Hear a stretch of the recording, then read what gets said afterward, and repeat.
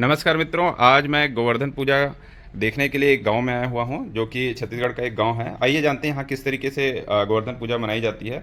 तो गोवर्धन पूजा को हम लोग अन्नकूट भी कहते हैं। अलग अलग जगहों पर अलग अलग तरीक़ों से इसे मनाया जाता है। यहाँ पर आपको जैसे कि देखने को मिल रहा है कि इन्होंने गोबर से पूरा एक बाउंड्री वॉल जैसा बनाया हुआ है। ये गोवर्धन पहाड़ बनाया हुआ है जहाँ पर कुछ कुछ फूल और पौधे लगाए हुए हैं। ये यदुवंशी जो हम लोग कहते हैं, जो गायों की मूलतः सेवा करते हैं, तो राउत रौताइन बनाए गए हैं जो चावल पीसते हुए यहाँ पर आपको नज़र आ रहे हैं। ये छोटा सा तालाब जैसा बनाया है जिसमें गायों बछड़ों को पानी पीने के लिए दिया गया है। ये दोनों गोवर्धन भगवान हैं जिनको इन्होंने भोग स्वरूप यहाँ पर प्रसाद चढ़ाया हुआ है, बीच में दीपक जलाया हुआ है। तो गोवर्धन की ये कथा तो आपको पता ही है कि एक पहाड़ है जिसको भगवान श्री कृष्ण ने मूसलाधार बारिश से सभी को बचाने के लिए उठाया था। फिर उसके पश्चात फिर जब वो वापस से उसे ज़मीन पर रखते हैं तो करीब 7 दिनों तक, 7 से 8 दिनों तक ये रहता है। और उसके बाद में फिर उनको सब भोजन अर्पित करते हैं। जैसे कि 7 दिन वो बिना भूखे बिना खाए रहते हैं, जिसको हम कहेंगे कि भूखे पेट रहते हैं। तो कहते हैं कि माता यशोदा उन्हें दिन में 8 बार भोजन कराती थी। तो इस तरीके से 7 अट्ठे 56 हो जाता है। तो उन्हें 56 भोग आज के दिन लगाया जाता है।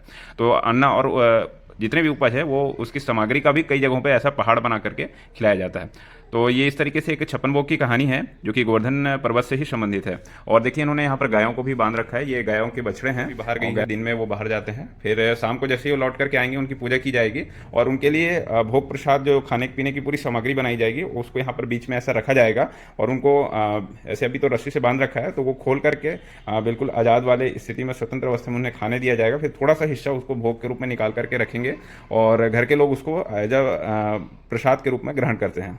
तो अलग अलग जगहों पे परंपराएं अलग अलग हैं। तो इसे अन्नकूट भी कहते हैं, अन्न से संबंधित है और ये प्रकृति का मानव से सीधा संबंध दर्शाता है। क्योंकि गोवर्धन पहाड़ में गाय चरने जाती थी तो गायों हष्ट-पुष्ट रहती थी और वो खेती में मदद करती हैं। तो ये पूरा एक साइकिल चलता है। तो उसी के लिए इसको भगवान को धन्यवाद रूपी यहाँ पर समर्पित करते हैं हम लोग। तो मूलतः प्रकृति का ही, प्रकृति पूजा का ही पर्व है यह। और साथ में एक अच्छी बात यह है कि यहाँ पर कुछ जगहों पे हमने देखा है, जैसे कि दुर्ग जिला वगैरह है, वहाँ पर कुम्हड़ा को ऐसे गायों के बीच में छोड़ दिया जाता है। फिर गाय स्वच्छंद रूप से घूमते हुए उसको अपने पैरों से कुचलती हैं, फिर उसको वो अपने अपने घर ले जाते हैं और फिर उसको सब्जी बना करके वो खाते हैं। और फिर दूसरे दिन माता जैसे संबंधित और भी अन्य त्यौहार वो मनाते हैं। तो ये कुछ जानकारी थी जो लोक संस्कृति का पर्व आपको देखने को मिल रहा है। और ये जो सारी चीज़ें यहाँ पर बनाई गई है, ये गायों को जो रखने का चारागृह अपन कहते हैं, यहाँ इसे कोठा शब्द कहा जाता है। अलग अलग जगहों पर अलग अलग शब्दों का उच्चारण किया जाता है। गायों के रखने का स्थान, गाय को लक्ष्मी स्वरूपा माना जाता है और सबसे पवित्र स्थान माना जाता है।